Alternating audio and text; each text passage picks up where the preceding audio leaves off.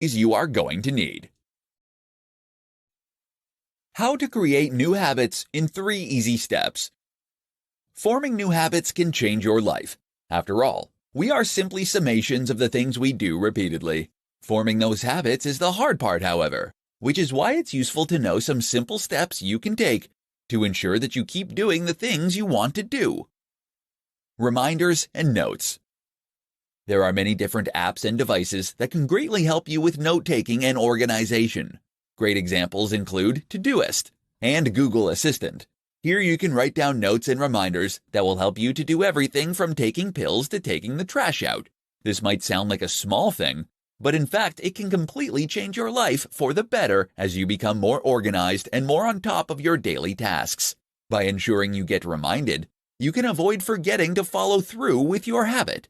This makes a huge difference, particularly at the start, when you're still trying to ensure that new behavior becomes ingrained. If you don't want to rely on technology or written notes, then try using physical prompts. To remind yourself to floss, for example, you could leave the floss in the sink. That way you'll see it whenever you go to wash your hands. Tiny habits. Another thing to consider is that a small habit is far easier to stick to than a large habit. That is why the concept of the tiny habit is so popular. This means, for example, that you will aim to only floss one tooth.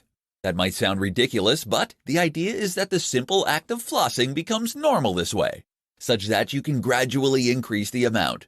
From a neuroscience point of view, it actually makes a lot of sense. Other examples might include washing just 2 plates or doing 20 press-ups. 66 days. Now you're being reminded to engage in what is ostensibly a very short and easy task on a daily basis. Over time, this behavior should become more and more automatic. How long do you need to keep it up? The old myth is that it takes 30 days to form a new habit. But in fact, more recent research suggests that it is closer to 66 days for most people. Either way, if you can keep up this new habit for a set amount of time, it will give you something to aim for. And 66 days is as good a target as any. How to get rich by saving tiny bits of money.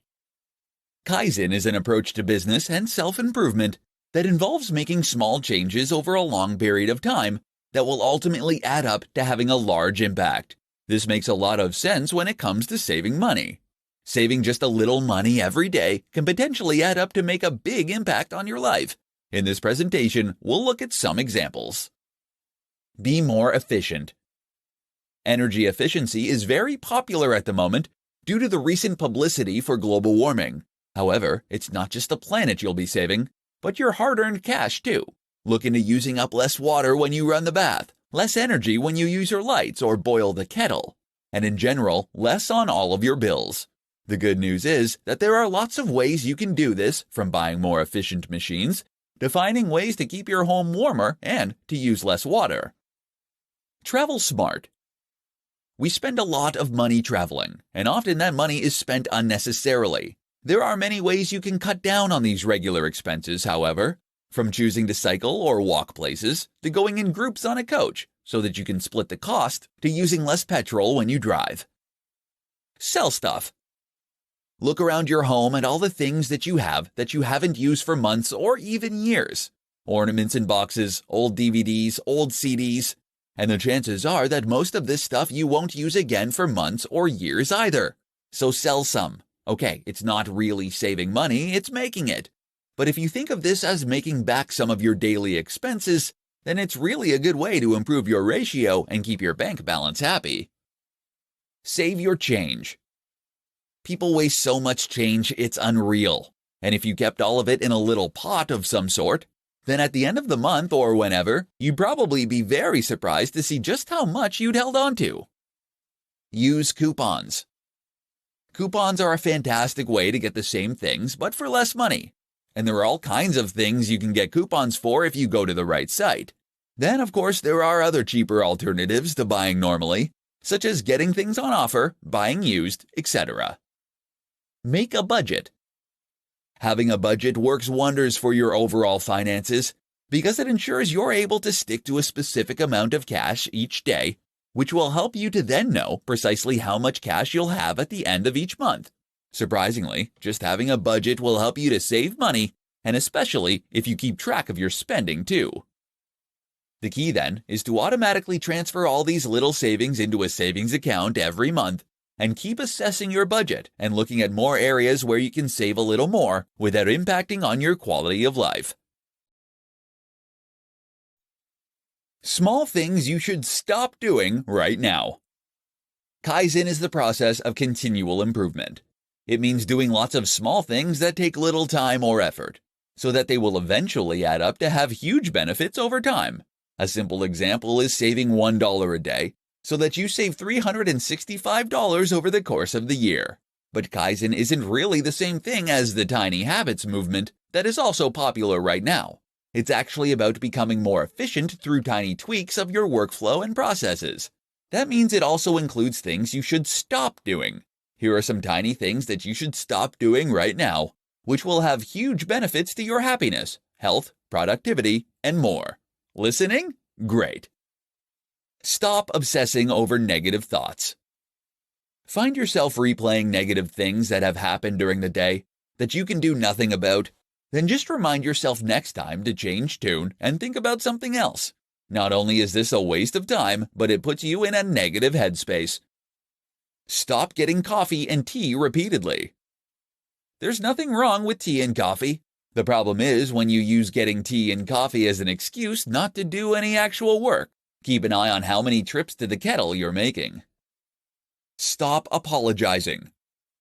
If you're one of those people constantly apologizing for everything, then this is the habit to cut out.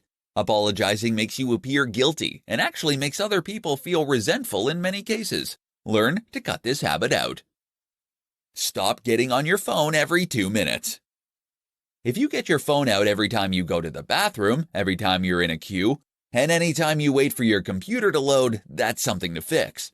Try switching to a black and white screen, and you'll find yourself instinctively get it out less. Stop watching junk TV.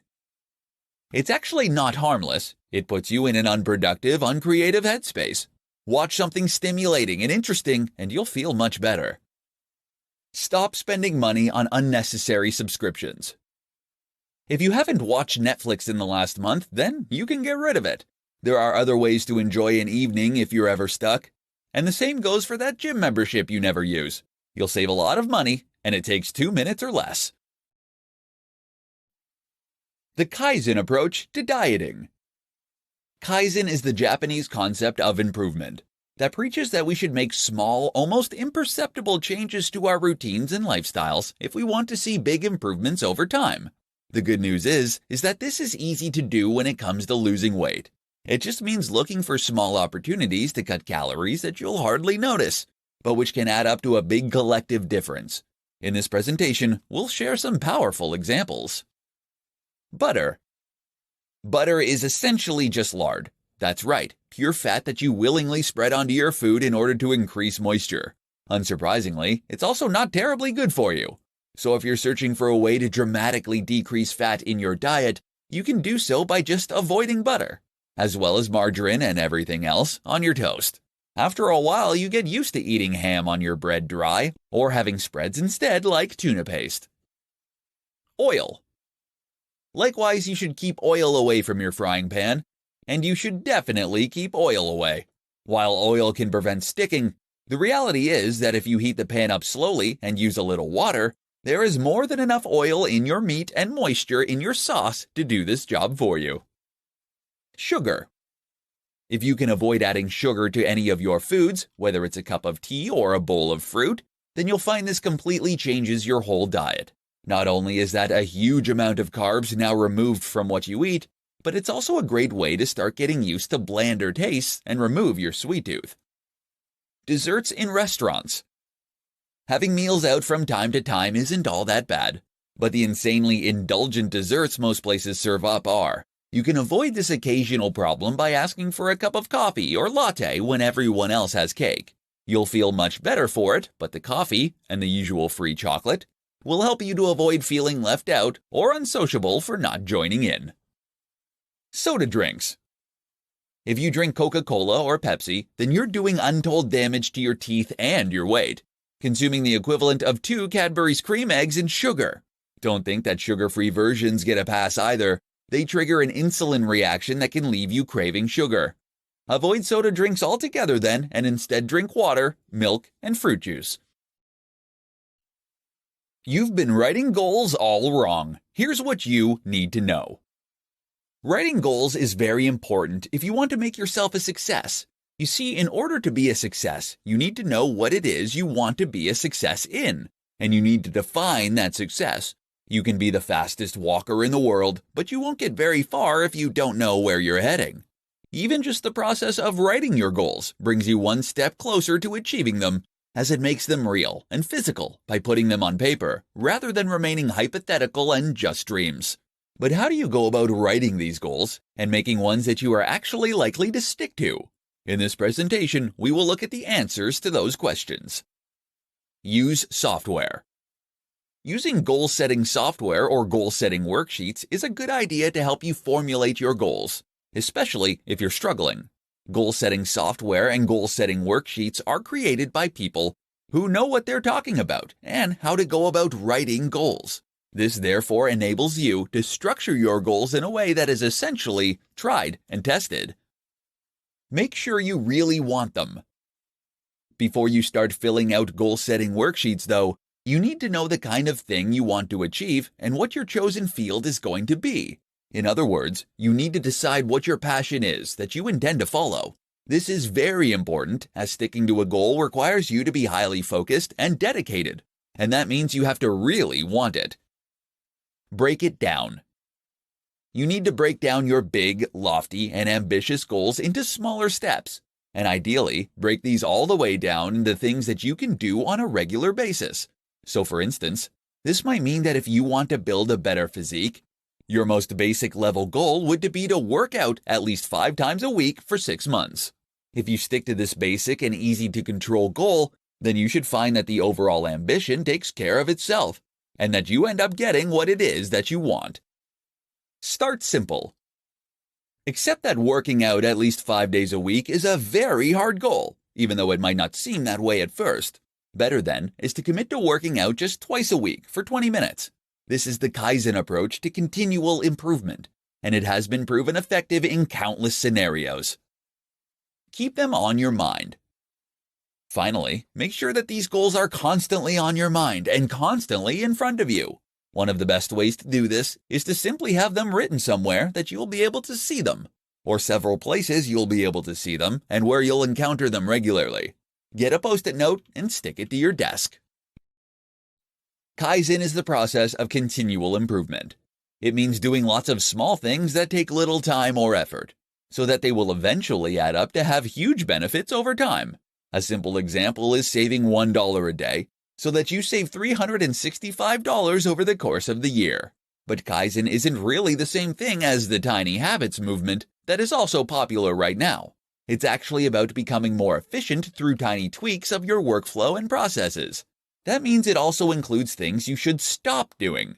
Here are some tiny things that you should stop doing right now, which will have huge benefits to your happiness, health, productivity, and more. Listening? Great. Stop obsessing over negative thoughts. Find yourself replaying negative things that have happened during the day that you can do nothing about. Then just remind yourself next time to change tune and think about something else. Not only is this a waste of time, but it puts you in a negative headspace,